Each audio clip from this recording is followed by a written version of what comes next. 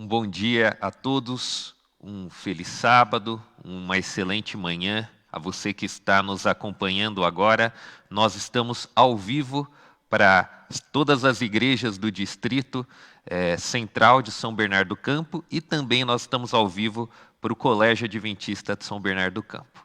Gostaria de agradecer a sua audiência, você que está aqui, aí na sua casa, acompanhando. E hoje nós vamos estudar a palavra de Deus e louvar o nome de Deus. Neste momento, nós vamos começar com uma oração, então peço que você, neste instante, feche seus olhos para nós falarmos com Deus. Bom Deus e amantíssimo Pai, nós vamos louvar o Teu nome, nós vamos abrir a Tua palavra, pedimos que a Tua santa presença continue conosco, que o Senhor fale a nós através das Santas Escrituras, e também pedimos, ó Pai, que o Senhor aceite o nosso louvor e a nossa adoração. Somos instrumentos falhos e pecadores, mas que sejamos apenas instrumentos, mas que quem fale seja o Teu Santo Espírito, e que a mensagem ela chegue de acordo com a Tua vontade. E que o Senhor também, ó Deus, nós pedimos que prepare a cada coração, inclusive o nosso, para ouvir a sua voz nessa manhã, a tua voz nessa manhã, e sair daqui transformado. Que a tua palavra não mude apenas o nosso conhecimento, mas que também mude a nossa prática. É o que nós pedimos e agradecemos em nome do teu Filho amado Jesus. Amém. Nós vamos começar agora o nosso culto com uma mensagem musical. Gostaria de convidar neste instante a professora Priscila Salviano. Ela é membro aqui da Igreja Central de São Bernardo do Campo e também trabalha como professora na Unidade da Educação Adventista de Diadema. E é um grande prazer ter você aqui, professora. E ela vai louvar o nome de Deus neste momento. E é uma música muito conhecida. Então, se você sabe, você conhece, cante junto aí na sua casa, com a sua família, e vai ser uma grande bênção.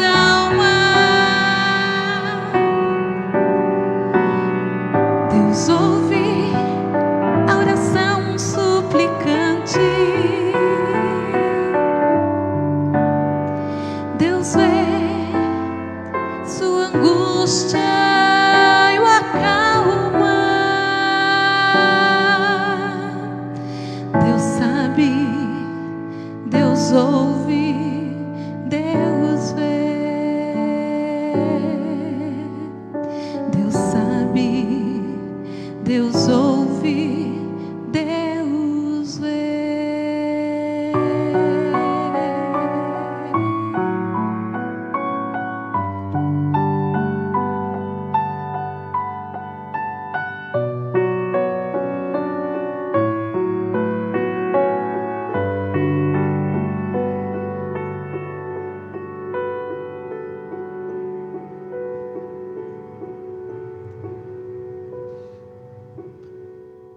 Muito obrigado, professora.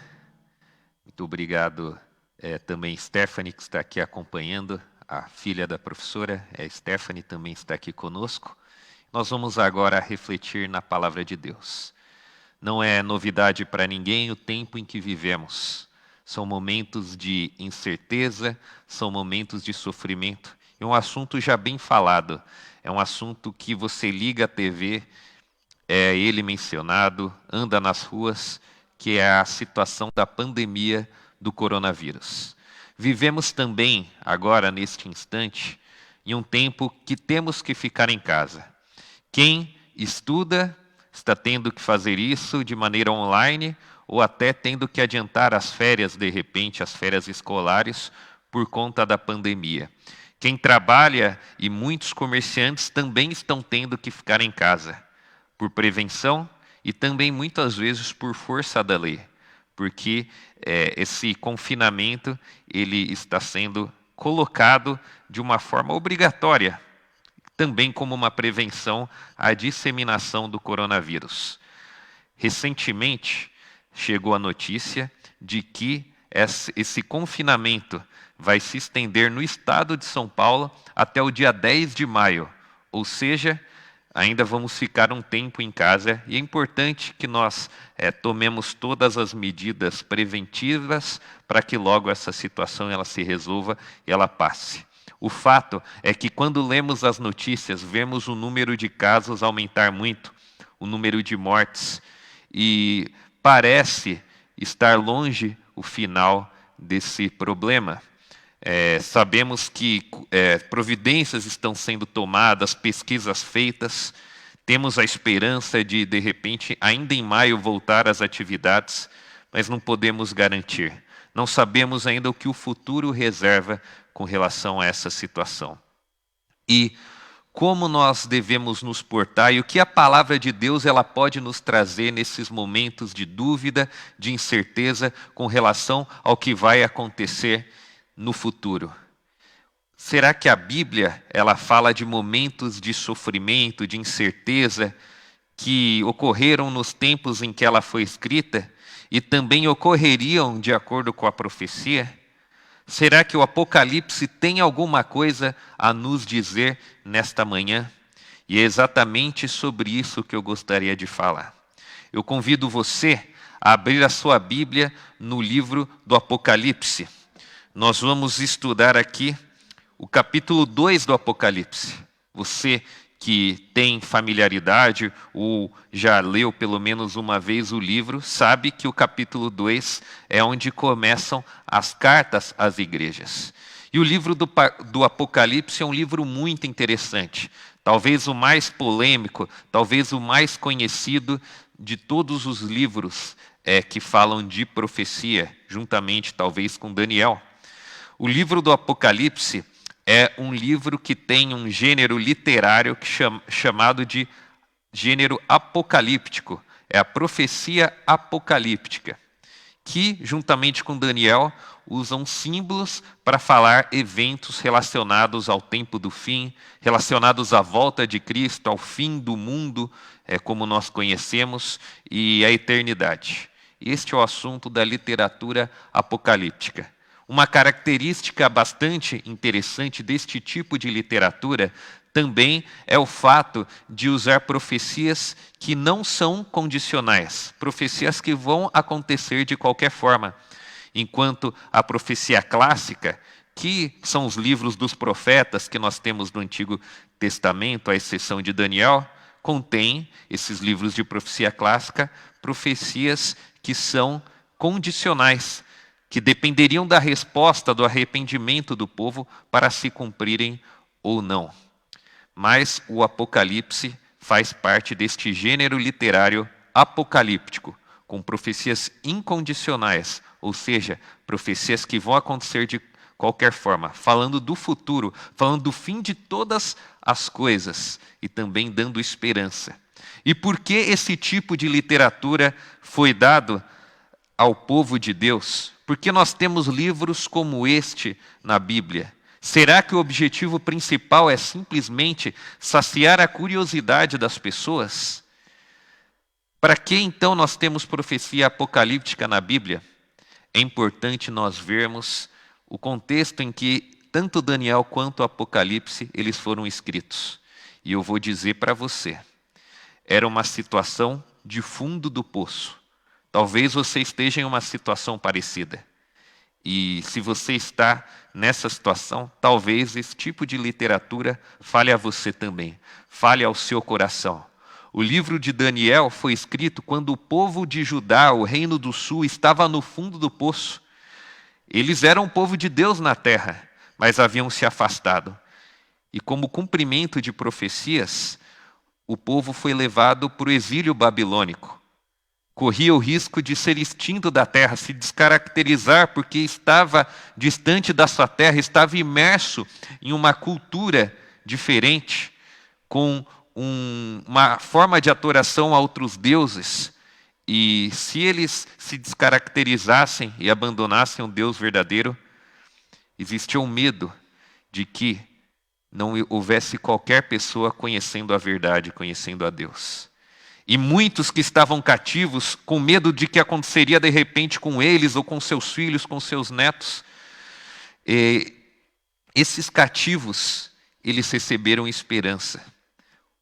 Profecias foram enviadas a Daniel, ou em alguns casos a Nabucodonosor, mostrando que Deus ele tem o controle da história. Judá, se você tem medo que as coisas compliquem e que o nome de Deus seja esquecido pela terra, saiba, está tudo sob controle.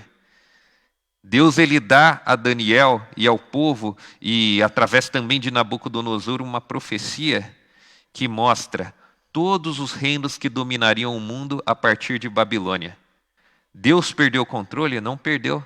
Por mais que as coisas estivessem difíceis, Deus queria mostrar que ele conhecia o futuro, que estava determinado e que ainda o mundo estava sob a sua direção. No livro do Apocalipse, da mesma forma, a igreja havia começado após a morte de Cristo, mas sob muita perseguição.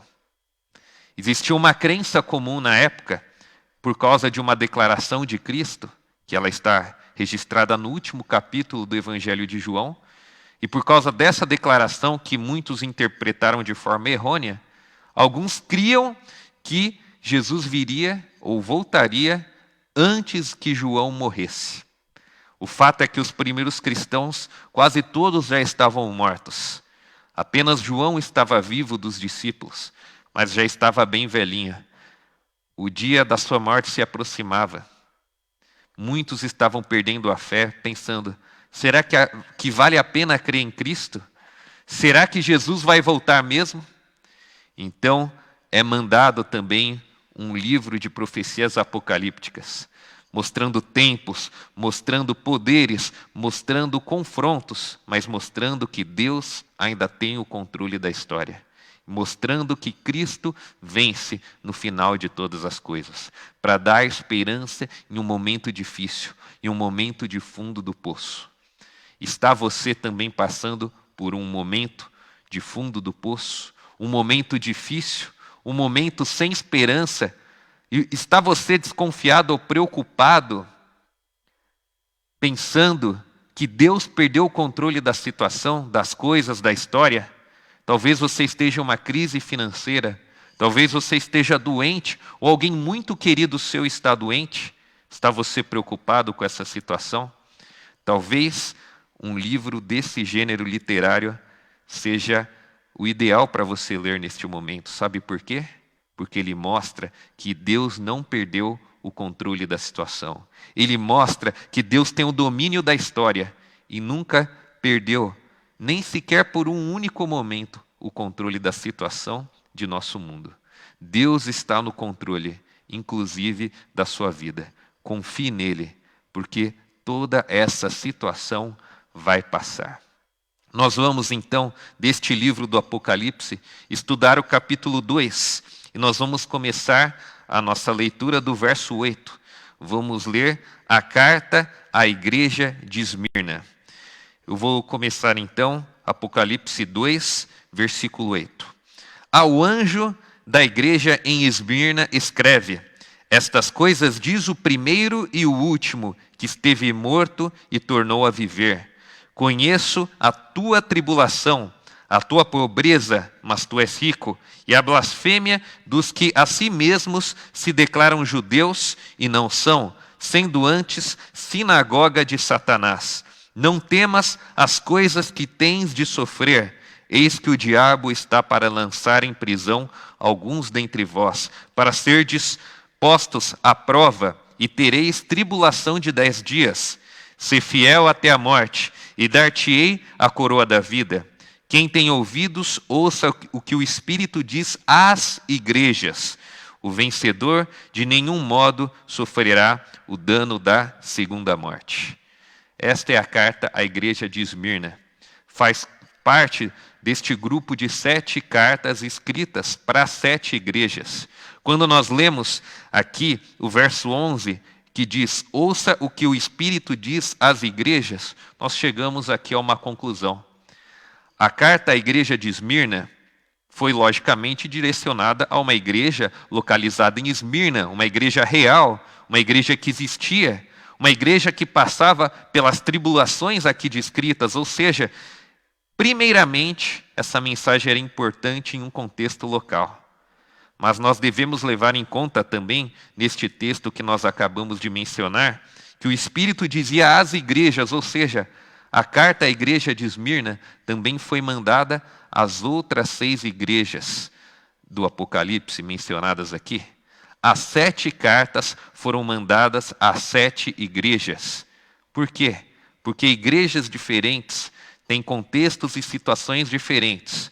Mas esses conselhos, essas informações, elas podem ser úteis para todos.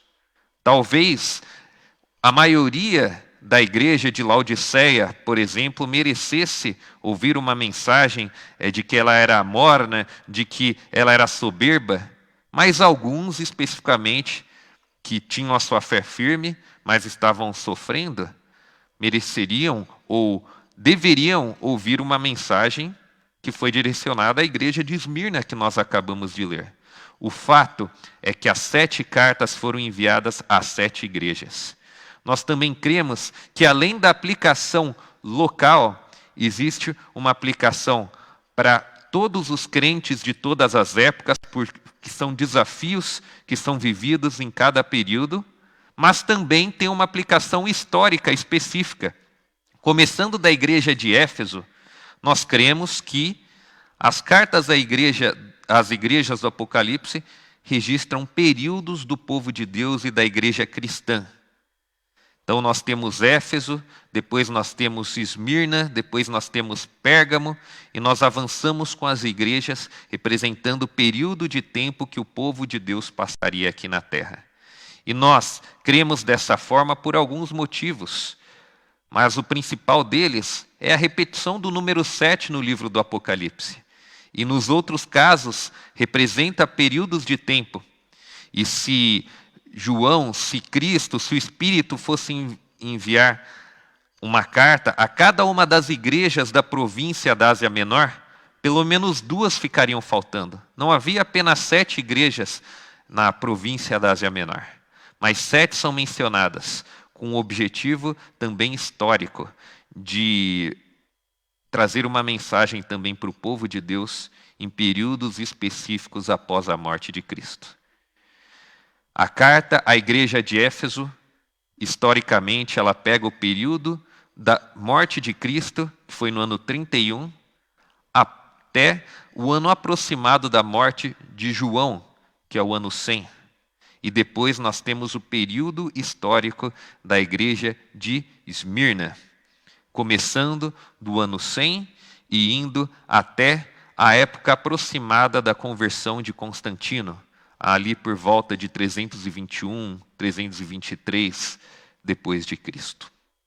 E este período da igreja de Esmirna foi caracterizado por bastante sofrimento.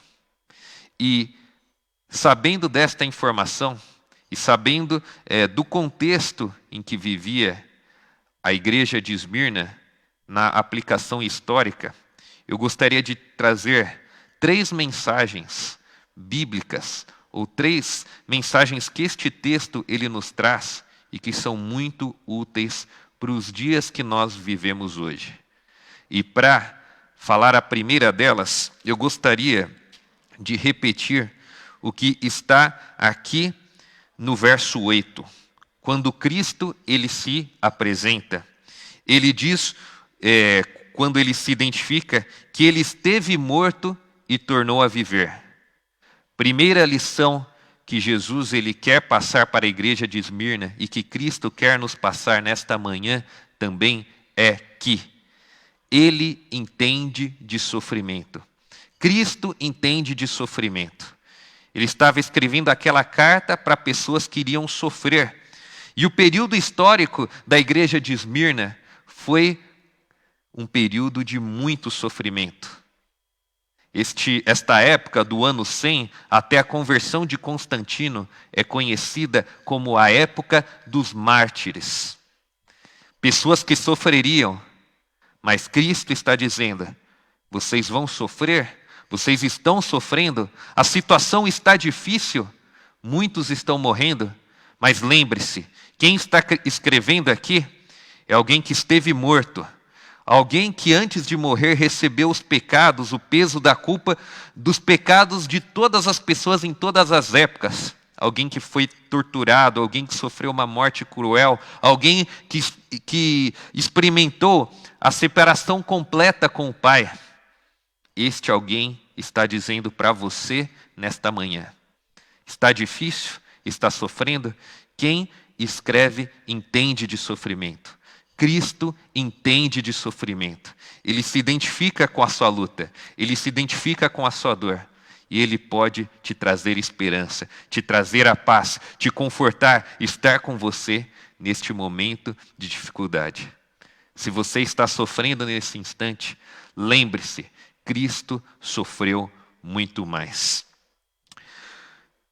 Depois, no decorrer aqui na carta, nós vemos que este mesmo Cristo, que entende de sofrimento, ele conhecia também o que passava a igreja de Esmirna. Ele diz que ele conhece a tribulação que eles passavam. E realmente, no período histórico, foi uma grande tribulação que foi experimentada ali. Do ano 100 até aproximadamente ali, o ano 250, a perseguição aos cristãos, ela acontecia de maneira local, regional, específica, mas após um decreto do imperador Décio, no ano 250, a perseguição aos cristãos se tornou institucionalizada, se tornou geral. O Império Romano todo perseguia os cristãos. Isso foi aumentando. E você sabe de uma coisa? Quer fazer o cristianismo crescer? Quer que o nome de Cristo se espalhe? É só você enviar uma perseguição. Porque parece que onde você mata um cristão, nascem 100 depois. O cristianismo ele cresceu muito nesse contexto de perseguição.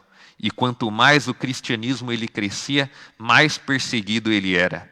A partir do ano 250 até o fim dessa época da igreja de Esmirna, a perseguição ela só aumentou. E Cristo também conhecia a pobreza que vivia ali a igreja de Esmirna. A própria cidade de Esmirna não era uma cidade próspera, uma cidade rica. Durante muitos anos, todos os seus anos, tentou chegar à grandeza de Éfeso, por exemplo, mas sem qualquer sucesso. Era uma cidade que não ocupava um protagonismo, era coadjuvante no contexto ali da província da Ásia Menor. Era uma cidade pobre, mas também é mencionado aqui: conheço a tua pobreza, mas tu és rico. Era uma igreja, uma cidade que era pobre, um povo que era pobre, mas eles tinham a verdadeira riqueza. Não tinham bens materiais, não tinha luxo, não tinha popularidade, não tinha pompa, mas tinha o mais importante que alguém pode ter: a fé em Cristo Jesus. Isso está em contraste. O elogio é o oposto ao comentário feito aqui em Apocalipse, capítulo 13. Eu convido você a avançar ali uma página na sua Bíblia. Apocalipse 3, ali no verso 17, comentando a respeito daquilo agora que a igreja de Laodiceia, que nós acreditamos que é a época que vivemos hoje, no período histórico. O problema de Laodiceia era este, verso 17: pois dizes, estou rico e abastado, e não preciso de coisa alguma, e nem sabes que tu és infeliz, sim, miserável, pobre, cego e nu.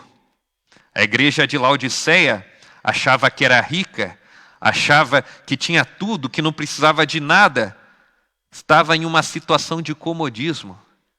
Mas na verdade eles não sabiam, mas eles eram muito pobres.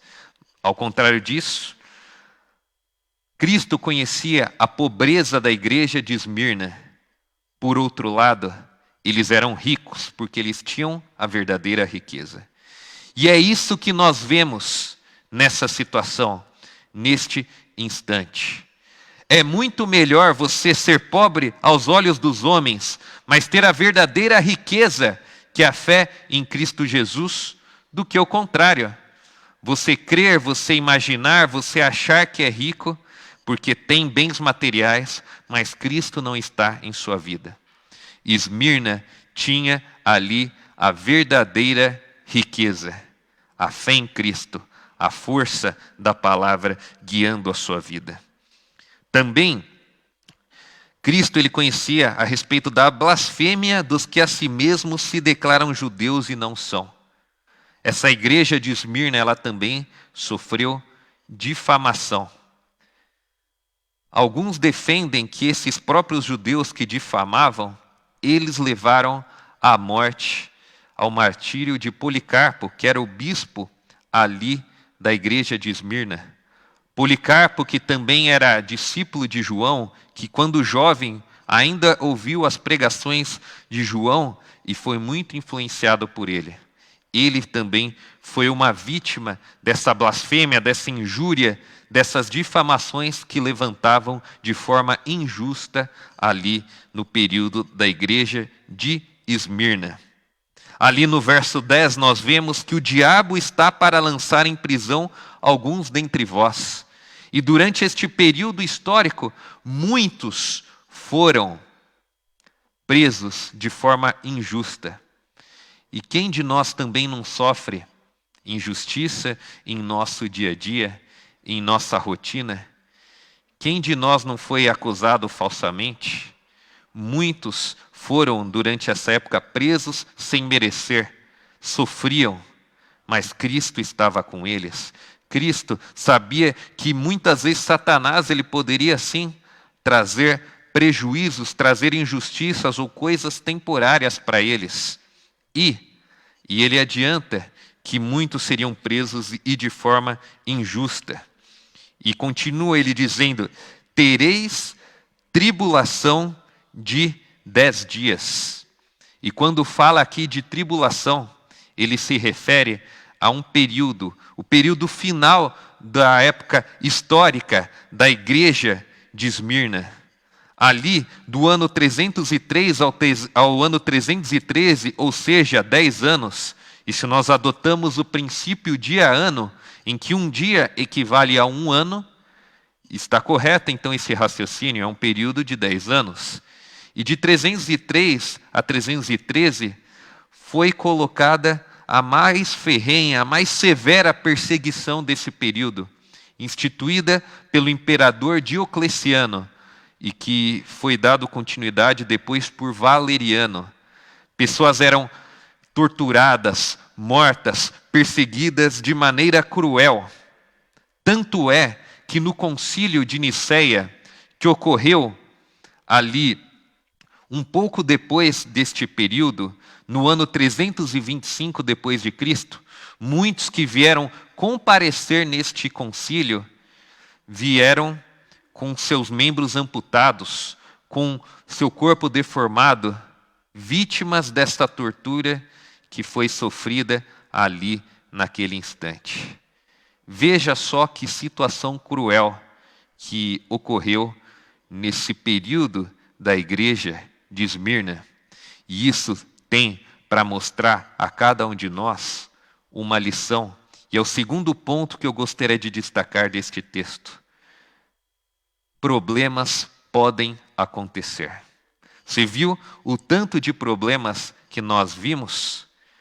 Muitos talvez não entendam porque após terem entregado a sua vida a Cristo, estão sofrendo neste instante. Durante esta semana, conversei com pessoas que têm comércio e que não estão podendo abrir as suas portas e não está tendo entrada financeira em sua família.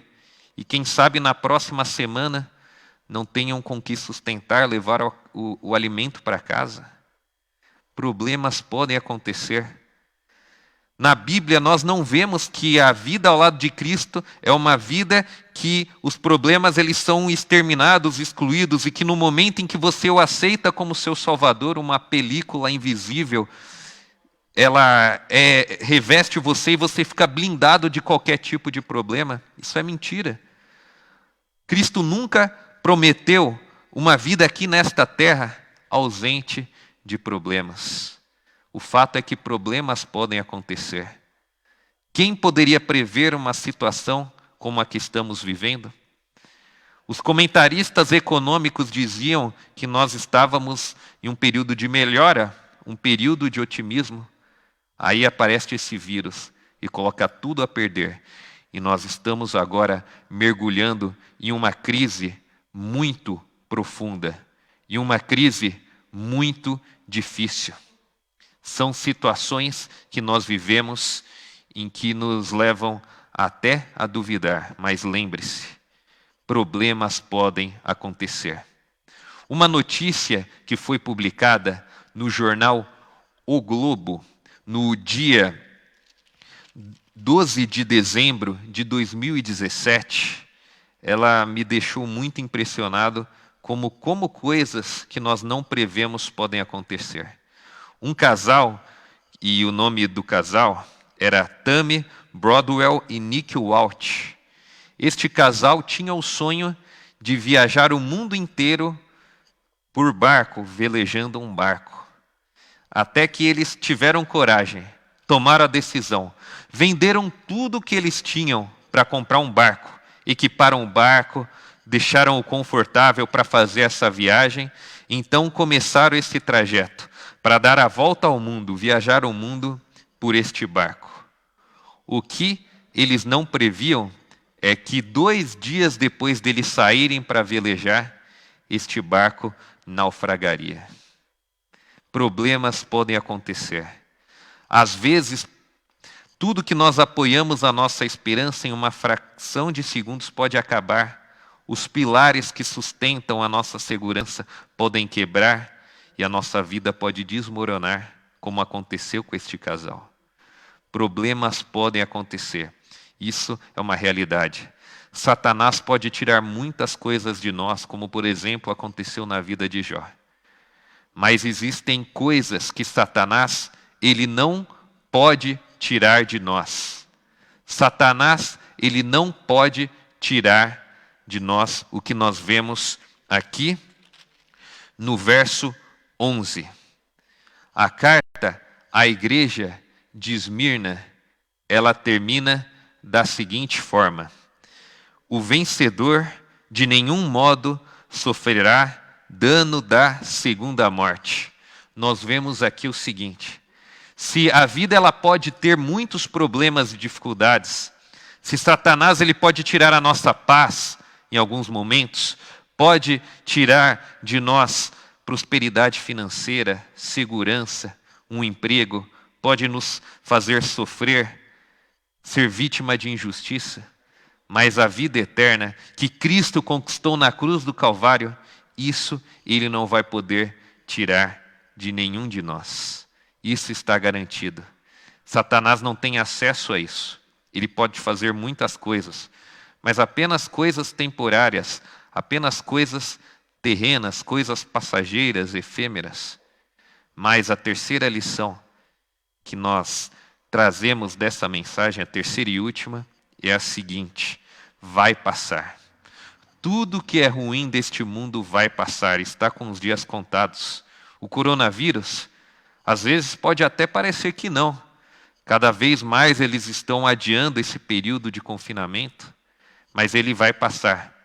O sofrimento que você vive vai passar, a crise na economia vai passar, a tristeza pela morte vai passar, o sofrimento, a angústia, a dor, as lágrimas, tudo isso vai passar. Satanás, ele não pode causar esse dano para sempre. Ele sabe que pouco tempo lhe resta. Tudo o que ele está fazendo é temporário. Mas a eternidade que Cristo conquistou na cruz do Calvário, isso é eterno, isso é para sempre. Devemos sim nos precaver das crises, proteger a nossa casa de ladrões, cuidar da nossa saúde para não ficarmos doentes, mas a nossa principal preocupação deve ser com coisas que podem nos influenciar a rejeitar a graça de Cristo, porque através dela que nós teremos a eternidade ao lado do nosso Salvador. E isso ninguém pode tirar de nós. Nem crise financeira, nem problemas, nem lutas, nem dores, nem dificuldades. Porque Cristo promete estar ao seu lado.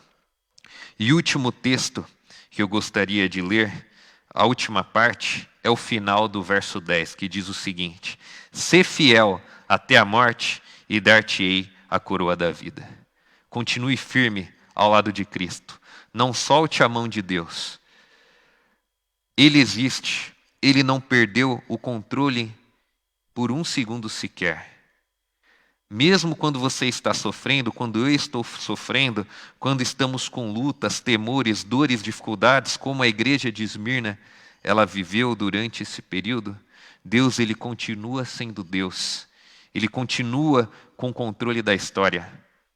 E a promessa que ele tem para você nesta manhã é: se você continuar fiel até a morte, a coroa da vida está reservada para você. A eternidade está reservada para você.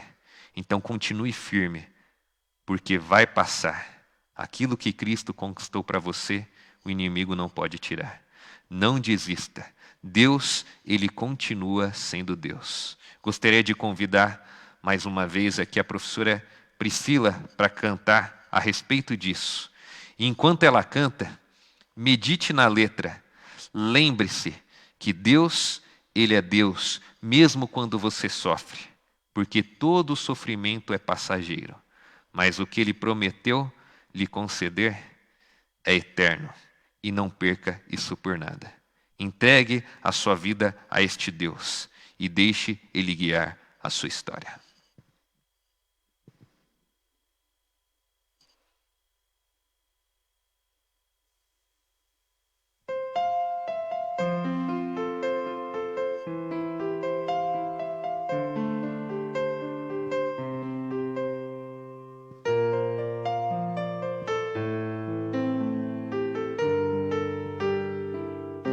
Se Deus fizer, Ele é Deus. Se não fizer, Ele é Deus. Se a porta abrir, Ele é Deus. Mas se fechar, continua sendo Deus. Se a doença vier, Ele é Deus. Se curado for, Ele é Deus.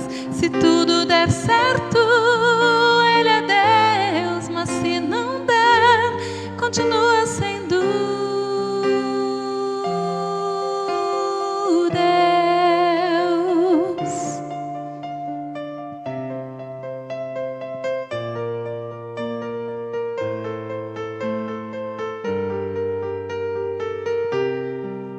Minha fé não está firmada nas coisas que tu podes fazer. Eu aprendi a te adorar pelo que és.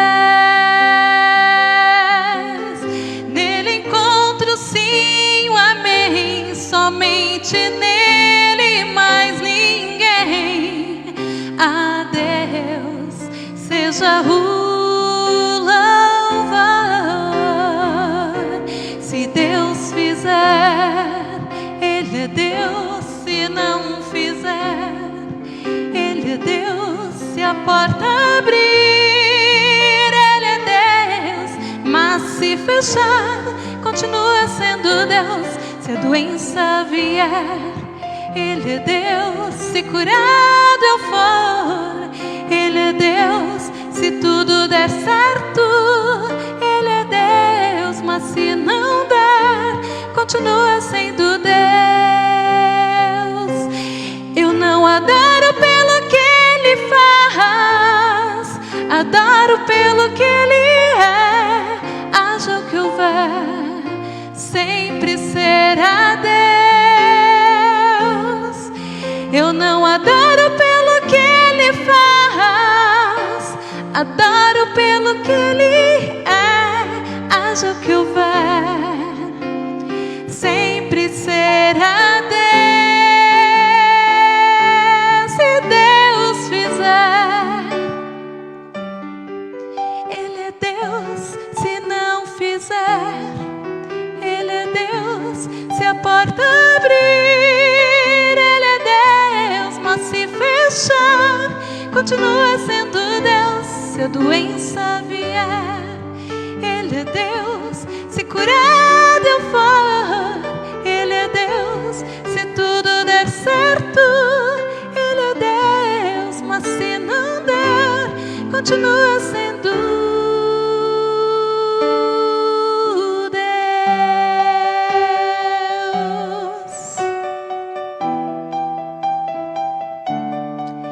Ele é Deus. Ele é o meu Deus.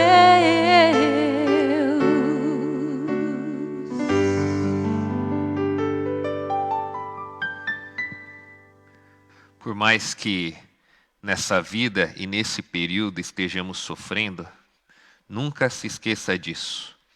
Deus, Ele entende de sofrimento. Veja o que Cristo passou enquanto esteve aqui na terra. Problemas podem acontecer, sim, mas a palavra de Deus nos promete que tudo o que é ruim é passageiro. E apenas uma coisa será eterna, que é estarmos com Cristo Jesus nas mansões celestiais. Isso nunca vai acabar. Por isso, o meu convite a você nesta manhã é: continue firme, seja fiel até a morte, porque a coroa da vida está reservada a você. Vamos falar com Deus neste instante? Grande Deus e Pai, graças te damos porque o Senhor nunca perdeu o controle, porque o Senhor é Deus em nossa vida. Que mesmo quando sofremos, lutamos e somos injustiçados, o Senhor está no controle. E o Senhor tem a eternidade garantida para nós. Por isso, ó Deus, estamos aqui falando para algumas pessoas que estão passando por sérios problemas e dificuldades. Conforta este coração. Esteja ao lado, segurando a mão de cada um neste instante. E que cada um continue fiel. Que não perca de vista a eternidade que o Senhor conquistou através de Cristo na cruz do Calvário. E é no nome dele que nós te pedimos. Amém. Muito obrigado a você que nos acompanhou. Estaremos novamente amanhã às 19 horas. Então, assista, acompanhe, celebre, esteja no culto em sua casa, porque a igreja continua. Que a paz de Cristo esteja em seu coração durante este dia e durante toda a semana. Esse é o nosso desejo e a nossa oração a cada instante. Um abraço para você e um bom restante de dia.